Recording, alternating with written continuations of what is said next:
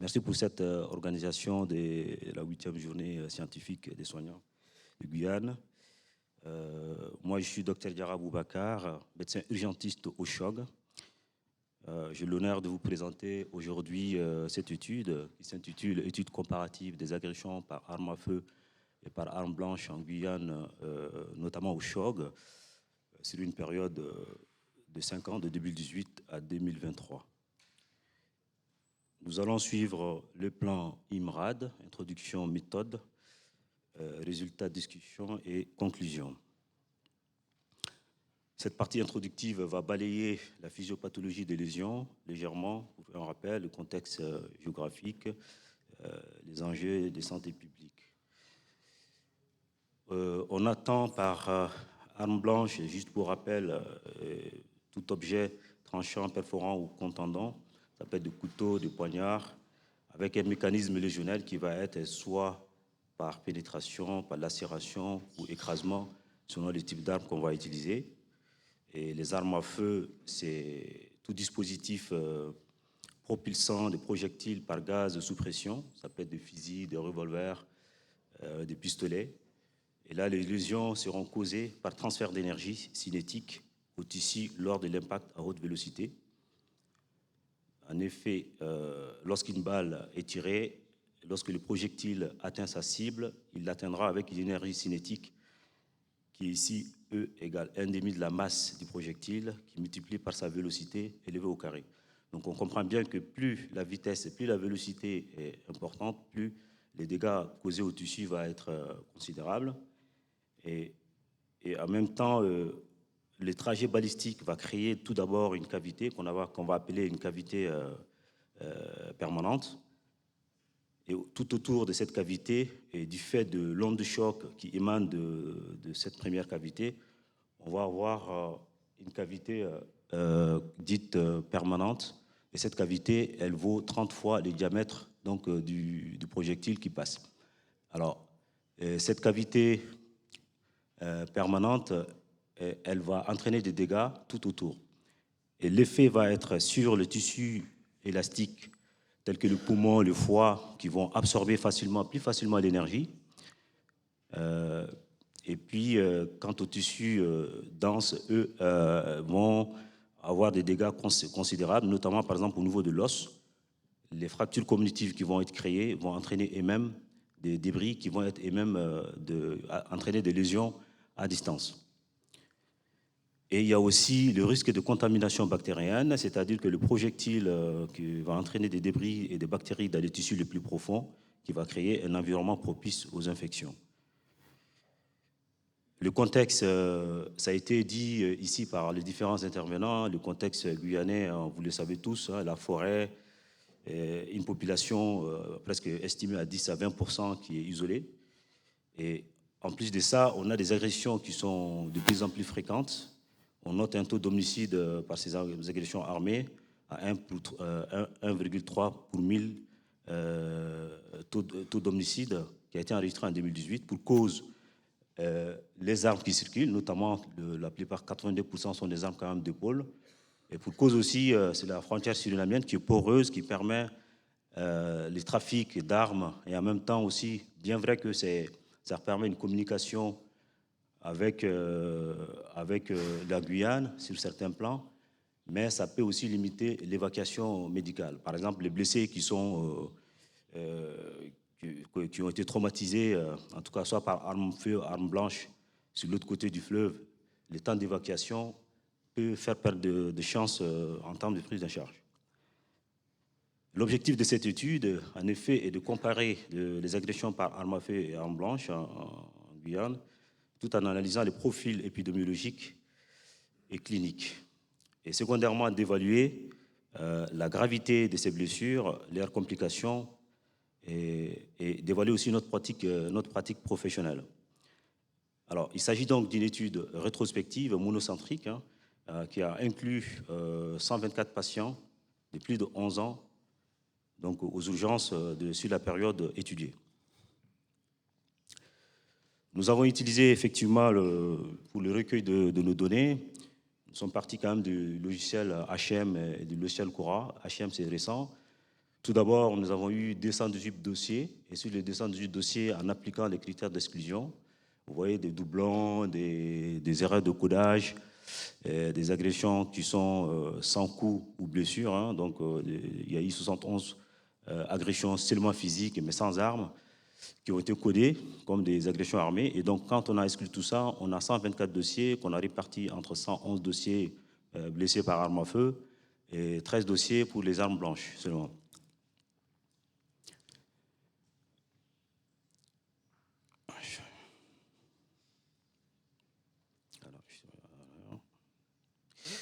Alors, les données ont été saisies sur un logiciel sur Excel, analysées sur le plan statistique par le logiciel Stata.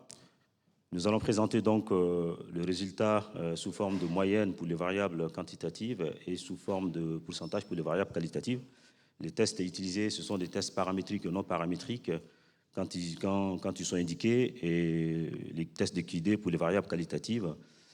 Nous avons utilisé les analyses multivariées pour effectivement identifier la corrélation entre les paramètres clinico-biologiques et la sévérité des traumatismes.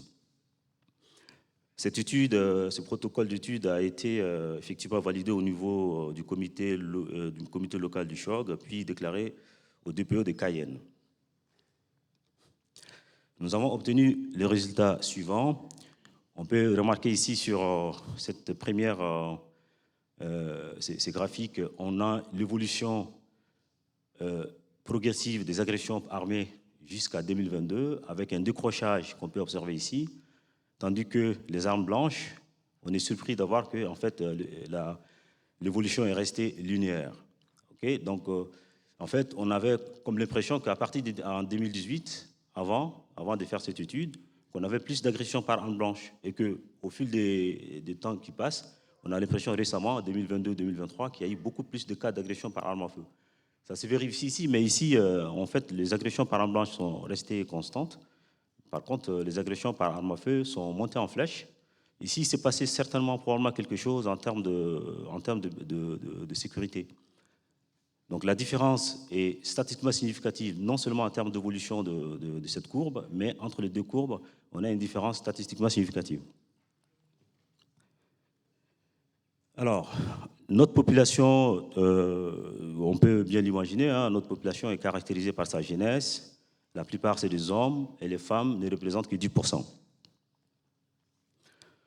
Sur le plan hémodynamique, dès le bilan initial, hein, on peut remarquer ici que les agressés par arme à feu voient leur pression artérielle systolique diminuer de 13 mm de mercure par rapport aux patients agressés par arme blanche, bien que les pressions artérielles étaient quand même dans les normes, avec une différence statistiquement significative en défaveur des blessés par arme à feu. Et pareil pour la pression artérielle diastolique qui se trouve aussi diminuée de 10 mm de mercure ici par rapport aux patients blessés par arme blanche, avec une différence qui est significative. Sur le plan biologique, on voit aussi que le taux d'hémoglobine de base a été légèrement, en tout cas diminué de 3 points des patients blessés par arme à feu par rapport aux patients blessés par arme blanche, même si le taux d'hémoglobine de base reste à peu près dans les fourchettes normales. Sur le plan clinique, nous avons pu constater que la plupart des patients sur le plan neurologique avaient un Glasgow supérieur égal à 14, bien que l'état neurologique des patients blessés par arme à feu ait parfois montré parfois un léger fléchissement de la conscience pour certains. Et parmi les patients qui sont blessés par arme à feu, il faut retenir qu'on a retenu des patients qui ont reçu de coups de crosse et qui ont eu des lésions, notamment des plaies, qui ont nécessité une prise en charge, qui représentaient 18% quand même des patients. Et que là où il y a quand même un tout souci, c'est que bon, c'est une étude de dossier, les orifices de sortie, les orifices d'entrée, il n'y a pas de souci, mais les orifices de sortie n'ont pas été documentés dans la plupart des cas, ou alors n'ont pas été trouvés. Donc on a 19% des cas où les orifices de sortie n'ont pas été retrouvés. Et lorsque les orifices d'entrée ont été décrits et identifiés, il y a une corrélation significative entre la présence de ces orifices d'entrée et la présence de corps étrangers qui est à 35% ici. Les plaies hémorragiques étaient à 54%. dans l'ensemble. Les fractures observées représentent, en fait, il s'agit de fractures ouvertes. Hein. Pour les patients blessés par arme blanche, on est 23%. Et pour les patients blessés par arme à feu, on est à 29%, bien qu'il n'y a pas une différence statistiquement significative entre eux. Alors, les lésions les plus fréquentes, on peut voir ici, souvent on a l'impression quand même que ce soit pour les armes à feu ou les armes blanches, le plus souvent les agresseurs semblent plutôt viser les membres. Les membres, quand on prend les membres inférieurs plus les membres supérieurs ici, on est à 42 plus 28%, c'est quand même, ça représente presque on est dans 70% des cas de lésions des membres. Effectivement, il y a des cas de lésions crâniennes, des plaies balistiques au niveau crânien aussi pour les armes blanches, des plaies thoraciques, même si elles sont faibles, mais expliquent la gravité parfois de ces patients. En effet, en termes de réalisation des bilans, en tout cas des examens paracliniques, on peut voir ici que l'échographie, donc d'urgence, c'est-à-dire que la phase écho est quasiment est non utilisée chez les patients blessés par arme blanche, sous-utilisée chez les patients blessés par arme à feu. On voit ici 3% seulement d'utilisation. L'examen la plus utilisé, c'est le scanner. Hein. Le scanner a été plus utilisé dans les deux cas, mais beaucoup plus utilisé pour les patients blessés par arme à feu. Et on voit que la radiographie, elle va utiliser quasiment concomitamment lorsqu'on a utilisé le scanner. Et ça, c'est généralement pour les bilans préopératoires pour comment on appelle, les traumatos. La biologie, elle a été largement utilisée dans les deux cas. En termes de prise en charge, bon, c'est du classique. Hein, donc, les antalgiques, elles ont été administrées chez la plupart des patients. Ils ont été remplis. En revanche, là où il y a quand même un petit souci, c'est la vaccination. Le statut vaccinal, parce que c'est des études de dossier aussi, c'est-à-dire qu'ici, le code, c'était quoi? C'est est-ce que le vaccin a été effectué? Est-ce que le statut vaccinal du patient a été vérifié? Si ça a été vérifié, est-ce que s'il n'est pas vacciné, est-ce qu'on l'a vacciné? Donc, c'est tous ces patients qui se trouvent ici. Donc, il se trouve qu'on n'a que 50% des patients seulement blessés par arme à feu qui ont eu un vaccin, dont on est sûr de leur statut vaccinal ou de leur vaccination, contre 23% des patients. Ça, c'est quelque chose qu'il faudra penser à améliorer. L'administration de l'acide tranexamique, on peut voir ici qu'il a été administré exclusivement chez les patients blessés par arme à feu, donc parmi les patients qui sont les plus graves, et la transfusion a été faite chez 6%, mais souvent accompagnée par les PFC aussi, plasma frais congelé. Et on peut voir aussi que l'antibiothérapie, elle a été quasi systématiquement réalisée chez les patients blessés par arme à feu, beaucoup plus que les patients blessés par arme blanche, ainsi que l'acide tranexamique et la transfusion. En termes de complications, nous pouvons voir que toutes ces complications, qu'elles soient hémodynamiques, avec des chocs septiques, infectieuses, vasculaires ou nerveuses, neurologiques avec des hématomes sous-duraux ou des hémorragies sous-arachnoïdiennes, thoraciques ou abdominales, urologiques, et parfois de rhabdomyolyse. La rhabdomyolyse ici n'a pas été, les CPK n'ont pas été dosés chez tout le monde, mais lorsqu'ils ont été dosés, elles ont été dosées, on a retrouvé 9%. Un fait intéressant, c'est que les patients qui ont présenté une infection dès l'entrée, c'est-à-dire que 10% ici, la plupart de ces patients, on a 33, enfin pas la plupart, mais 33 ont évolué vers un choc septique. Et alors, là, quand on a regardé, j'ai regardé dans le détail, les résultats ne sont pas présentés ici, c'est que ce sont des patients qui sont arrivés tard, c'est-à-dire qu'ils ont eu les agressions au Suriname, ils sont arrivés 2 jours après. Donc la plupart, et donc ces patients ont évolué vers un choc septique.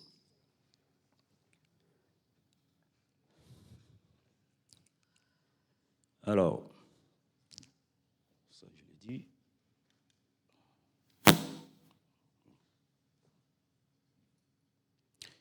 Donc cela nous amène à voir l'évolution de nos patients après prise en charge aux urgences. On peut voir ici que, heureusement, il y a la majeure partie des patients qui retournent chez eux directement des urgences. On a ici pour les RAD, presque 77% des patients qui sont retournés chez eux. Et pour les patients, on va dire, les plus graves, on va voir ici que la plupart sont retournés, ont été pris en charge au bloc opératoire. Donc on a 36% pour les blessés par arme à feu, contre 23%. Et que les patients qui ont été admis en réa, si on ajoute aux patients, réanimation ici, 5%, et les patients qui ont été évassanés, donc quand on ajoute ces patients-là qui sont graves, on a à peu près 8%. 8%, si on ajoute à peu près à 34%, on est à peu près à 40%, 42% des patients quand même qui étaient des patients graves. Cela nous amène à faire des analyses multivariées et nous avons pris en compte certains paramètres. Parmi ces paramètres, pour expliquer un peu l'évolution vers la gravité, les facteurs qui sont ressortis sont ces facteurs-là. Par exemple, les patients qui ont été, on va dire, médicalisés, c'est-à-dire soit par le SMUR ou soit par le SAMU, d'accord, voient les risques d'évoluer vers la gravité multipliés par 15. Donc, ça veut dire qu'il faut quand même prêter une attention particulière à des patients qui sont amenés par le SMUR ou par les pompiers. Et qu'en effet, la plupart des patients quand même sont venus d'eux-mêmes, en général, ils viennent d'eux-mêmes. Les hémorragies, lorsque les patients, alors ça c'est logique, hein, quand les patients saignent, il faut s'attendre à ce que le risque soit multiplié par 13. On voit ici que cela est significatif, hein, et que les patients qui vont recevoir plus de remplissage, qui vont nécessiter plus de remplissage, par exemple lorsqu'on est en sortie SMUR avant d'arriver, en général, on voit le risque multiplié par 15. Les paradoxes, c'est les patients qui ont eu reçu des amines, on voit ici que leur risque est plutôt diminué de 89% d'évoluer vers la gravité. Et que les patients qui... Alors ça, je ne sais pas comment l'expliquer, mais on a quand même quelque chose ici qu'il faudra prêter attention. C'est-à-dire que l'année d'inclusion, c'est-à-dire que les gens qui ont été inclus de 2018 jusqu'à 2023, donc chaque année qui passe semble réduire de 1% le risque d'évoluer vers la gravité. C'est-à-dire que comme s'il y a une amélioration de la prise en charge. Et le modèle inhérent donc, à cette analyse est un modèle qui semble quand même robuste, avec Elner sous la courbe qui est à 0,87, qui permet donc d'identifier rapidement les patients à haut risque. À prendre avec beaucoup de pincettes parce que c'est quand même, ça reste une étude avec des limites, une étude rétrospective, hein, avec des biais de recueil, des dossiers qui sont parfois incomplets, avec des paramètres cliniques qui n'ont pas pu être systématiquement analysés. Il y a aussi une sous-estimation des patients graves. Par exemple, les patients qui ont reçu des balles en extra-hospitalier, donc qui décèdent, ces patients-là ne sont pas comptabilisés parce que beaucoup de victimes par arme à feu n'arrivent pas forcément aux urgences. Donc on a une sous-évaluation de la taille, en tout cas non seulement de l'échantillon, mais aussi des patients les plus graves qui sont décédés. Alors, il y a aussi le délai de prise en charge, parfois qui n'est pas mentionné dans le dossier, mais ça, c'est le problème qu'il faudra régler, c'est-à-dire qu'il faudra documenter systématiquement le délai de prise en charge des patients à partir de quand ils ont eu les blessures. Parfois, ce n'est pas renseigné dans le dossier. C'est des choses qu'il faudra améliorer. C'est le but de cette étude aussi. Notre étude, en termes de comparaison, on a une comparabilité ici, hein, les victimes les plus souvent masculines, dans des régions comme en Amérique, hein, on peut voir des patients d'âge et des sexes similaires. Peut-être un peu de contraste ici avec les études, avec la littérature. Donc on a une surreprésentation des armes à feu, beaucoup plus importante dans cette étude-là. Une sous-utilisation de l'échographie qui contraste avec les recommandations. Ça, il faut peut-être y penser avec un protocole dédié. Et puis, j'ai l'impression aussi qu'il y a une sous-utilisation de l'acide tranexamique. Alors, toujours, c'est le problème de dossier.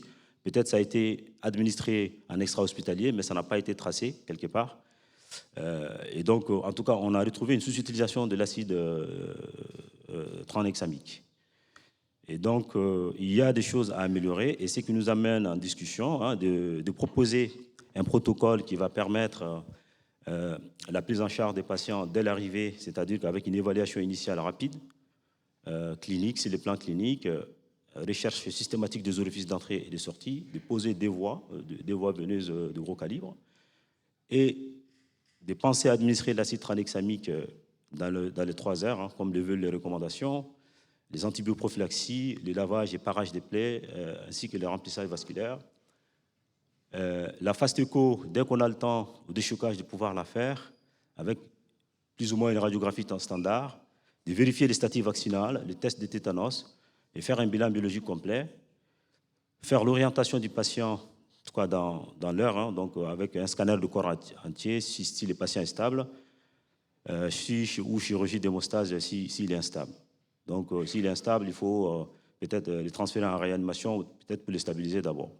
En tout cas, comme le veulent les recommandations. En conclusion de cette partie, alors il s'agit effectivement d'une étude qui révèle des défis spécifiques à la Guyane dans la gestion des blessures par arme liées au contexte frontalier et à l'isolement géographique. L'amélioration de la prise en charge va passer forcément par le développement de protocoles spécifiques basés sur la détection précoce des patients à risque. Donc, je pense que des études supplémentaires sont nécessaires pour confirmer les résultats qu'on a obtenus ici. Et puis, améliorer aussi nos stratégies de prise en charge. Merci pour votre attention.